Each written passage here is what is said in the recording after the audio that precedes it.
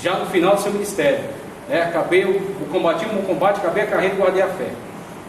E aí você vê Paulo, a última preocupação dele, o que é? Os livros, os pergaminhos. Porque ele queria ler, e queria consultar, e queria continuar produzindo. Você vê, o servo de Deus é como uma árvore plantada junto ao ribeiro das águas, que dá fruto o ano todo. Produção. O Espírito Santo de Deus em nós, ele é como um manancial de águas vivas, que nos dá sempre dom, que nos dá sempre inspiração, que nos dá sempre força para continuar produzindo. Mesmo numa situação dessa, numa pandemia dessa, você está aqui. Você está buscando Deus, você está querendo saber mais acerca da Bíblia, você está querendo mais compromisso com o Senhor, você pode glorificar a Deus, porque só o Senhor Jesus Cristo pode fazer isso por nós. É o Espírito Santo de Deus na tua vida que faz isso, como fez com o apóstolo Paulo. 1 e 2 Tessalonicenses, ele trata principalmente em termos escatológicos, porque os irmãos ficaram preocupados, porque pensaram que aqueles que morreram durante as perseguições iam ficar para trás. Aí Paulo dá aquela explicação escatológica extraordinária. Os mortos ressuscitarão primeiro, e também depois todos nós seremos arrebatados, para nos encontrar juntamente com Ele nos ares. Seremos transformados para nos encontrar com Ele, juntamente com Ele nos ares. E aí nenhum precederá os outros. Então você tem esse esclarecimento escatológico nas duas cartas de Paulo aos Tessalonicenses. Aqui você tem, passa mais uma, por favor, passa aí, vai, mais uma, vai, enche a tela aí, mais uma, aí, parou, pronto. Você tem ali, ó, as pastorais que eu já expliquei, e você tem aqui as chamadas universais. Em alguns estudos vão chamar as católicas. Por que católica? Não é porque foi escrito na época da Igreja Católica, ou porque pertence à Igreja Católica. O que a palavra católica significa? A católica vem do latim e significa universal. Então as cartas universais. Essas cartas, você vê, na anterior, que a gente viu as de Paulo, carta de Paulo aos Coríntios, carta de Paulo aos Romanos, carta de Paulo a Filipenses, são igrejas específicas que estão naquela cidade. Agora, as que esses apóstolos escreveram, aqui Tiago escreveu, Pedro apóstolo, e João apóstolo escreveu, e Judas, meu irmão do Senhor, escreveu, foram dedicadas a regiões, então Ponto, Ásia, tá certo? Onde você tem diversas igrejas. Então o autor já previa que a carta dele ia circular. Então Paulo escreve aos Coríntios, tratando daquelas situações ali. E aí aquela igreja fica com a carta, copia, e outras pessoas que têm interesse também podem obter a carta. Mas quando o Tiago escreve a carta dele, ele já esperava que a carta circulasse entre diversas igrejas. Então por isso cartas universais, tá? Vai lá, passa aí. Vamos seguir. Hebreus, dá um tempinho aí. Isso, Hebreus. A Epístola aos Hebreus, se você der uma analisada na carta, você não vai encontrar o nome do autor, ok? É desconhecido. Algumas pessoas atribuíram a Paulo, só que não tem elementos comprobatórios suficientes. E principalmente, a argumentação desenvolvida na carta aos Hebreus é diferente da argumentação que Paulo desenvolve de modo geral. Então por isso que não é tão forte, tá certo? Esse argumento. Então você tem a carta aos Hebreus, que é escrita por esse autor desconhecido, e ele se volta para um público que é de tradição judaica. Ele usa todos os elementos da cultura judaica na sua carta, e ele fala da superioridade de Cristo em relação a esta cultura judaica, essa cultura mosaica de modo geral. Então ele coloca que Cristo, ele é sumo sacerdote conforme a ordem de Melquisedeque, por exemplo.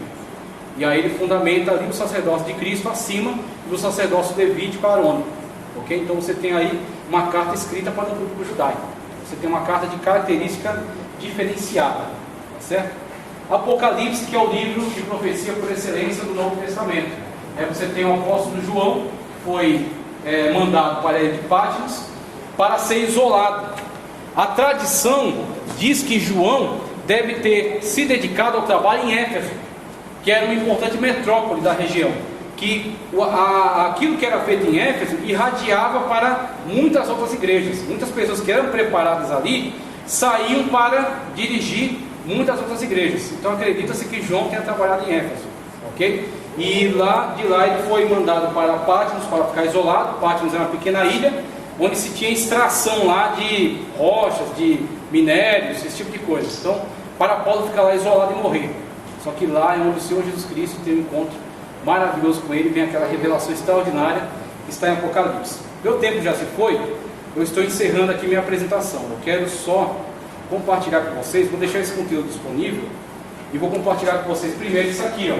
Passa aí, vamos lá, vamos passar. Passa, vai passando, vou colocando você passando. Vai passando. Vamos. Passa. Mais uma, aí, ficou. Volta. Aqui, ó. Carta e epístola. Foi uma das coisas que foi requerido. Veja, nem toda carta tem força para ser uma epístola. Mas toda epístola é também uma carta. O que é isso aqui, ó? Isso aqui é um mostra. O que é um mostra? Isso aqui é um caco onde as pessoas aproveitavam para escrever alguma coisa. É um caco de vaso, caco de telha.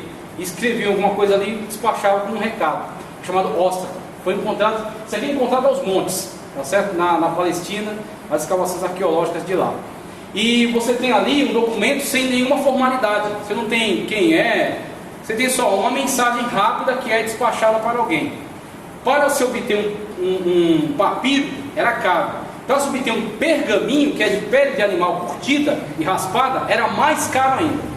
Então você tinha a pessoa, vai escrever uma bobagem, uma lista de mercado, pega lá um caco, uma coisa, escreve ali e pronto. Isso é uma carta, tá? Nem escrever com carvão, né? É, exatamente. Agora uma epístola, uma epístola aí é diferente. Você tem necessariamente você tem aqui, ó, uma epístola, nome do escritor, então tem que ter o nome, o destinatário, para quem está escrevendo, saudação e desejo de bem-estar, tá certo? Corpo da carta, e você tem as saudações finais. Então você até pode chamar uma epístola de carta, porque ela também é uma carta. Mas se aquilo é só uma carta, nunca será uma epístola, porque uma epístola exige um pouco mais. Então o mais correto é que eu vou usar até o exemplo, que é o pastor Antônio. Eu posso chegar ao pastor Antônio e chamar, ô meu irmão Antônio, porque ele é irmão em Cristo. Só que além de ser irmão, ele também é pastor. Chegou aí a essa consagração de ser pastor. Todo pastor também é um irmão, mas nem todo irmão é um pastor. É necessário ser consagrado. Então todos somos irmãos em Cristo, mas nem todos são pastores, nem todos são diáconos, nem todos são presbíteros, mas todos são irmãos. Não é porque ele é pastor que deixou de ser irmão. Você entendeu? É a situação da epístola. Ela também é uma carta, porque ela tem uma mensagem ali dentro dela, um corpo de narrativa. Só que além do corpo narrativa tem autor, destinatário, saudação e conclusão, tá certo? Então você tem uma epístola que é uma estrutura muito maior. E outra coisa que eu quero passar agora para fechar, para finalizar, vamos lá, vamos aqui, ó, vai passando que eu vou para o final lá, porque eu já estourei meu tempo, o pastor já não vai deixar eu voltar mais, o povo já está quase me expulsando. Vai lá, passa, vai lá, clica aí, vai clicando para encher tudo aí, vai lá, pode clicar sem dó, até a mão parar, vai. Não quebra o computador. Vamos, com delicadeza, hein? Não vai descer essa marreta não. Vai passar com isso aí. Volta um. Tá tentando voltar, né? Volta aí. Volta uma aí. Vai lá, tenta voltar. Isso, mais uma. Volte. Isso, volta mais um. Aí, pronto. Eu vou encerrar isso aqui, porque o conteúdo eu vou deixar disponível para vocês, tá? O tempo, precisaria aqui de pelo menos umas 2 aulas para passar aqui o conteúdo, mas eu vou deixar disponível para vocês e vocês vão ver aqui de forma mais tranquila. Olha só, compreensão correta e incorreta sobre a formação do cânon do Novo Testamento, ok? Que fecha, conclui o cânon bíblico de modo geral. Correta e incorreta. Visão incorreta. A igreja determina o cânon. Então você tem muitos críticos que dizem que a Bíblia é um livro de homens. Você esperava que a Bíblia fosse escrita por quem? Por animais? Que Deus usasse os cachorros para escrever? Ou você esperasse que um anjo arremessasse lá de cima? Não, meu irmão. A Bíblia é uma mensagem para os homens. Da mesma forma como Cristo, quando veio desenvolver o plano de salvação, ele passou por um processo chamado kenosis, no qual ele deixa a sua glória, mas não a sua deidade, encarna, tá certo? É concebido no ventre de uma virgem, nasce como homem, vive como homem, mas sem pecar, tá certo? Morre e ressuscita. Como homem, viveu aqui como servo de Deus. Como servo de Deus, ele chegou a declarar: o Pai é maior do que eu. Claro, ele estava na condição de servo. Então você tem o Senhor Jesus Cristo, ele encarnou para materializar a palavra de Deus. João, olhando para essa realidade, ele disse: nós podemos tocar a palavra da vida. Jesus Cristo é o Logos divino pré-encarnado, só que ali materializado no corpo humano.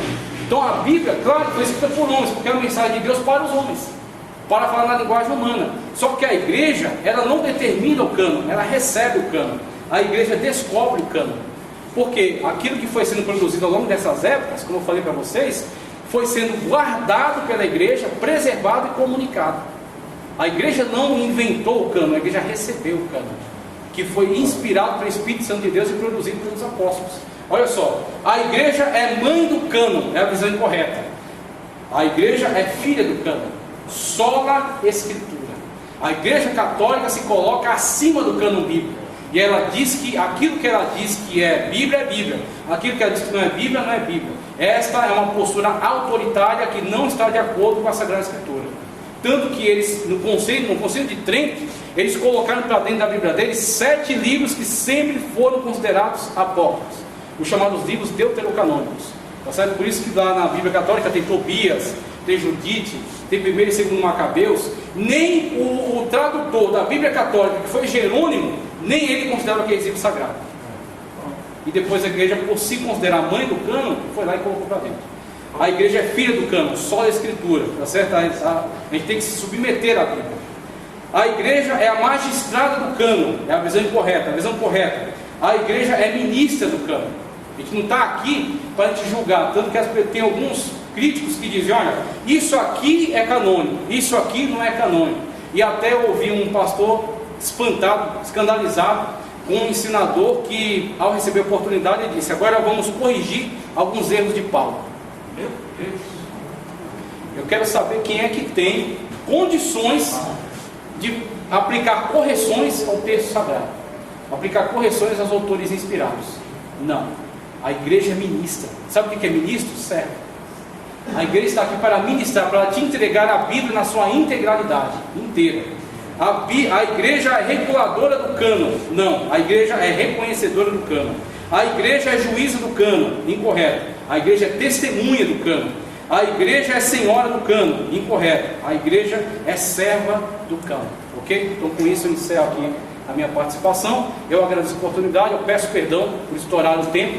Na verdade tinha muito mais conteúdo, mas isso aqui já é suficiente. E a gente vai deixar disponível para vocês, tá certo? Eu agradeço a oportunidade em nome de Jesus. Maravilha, né? Glória a Deus.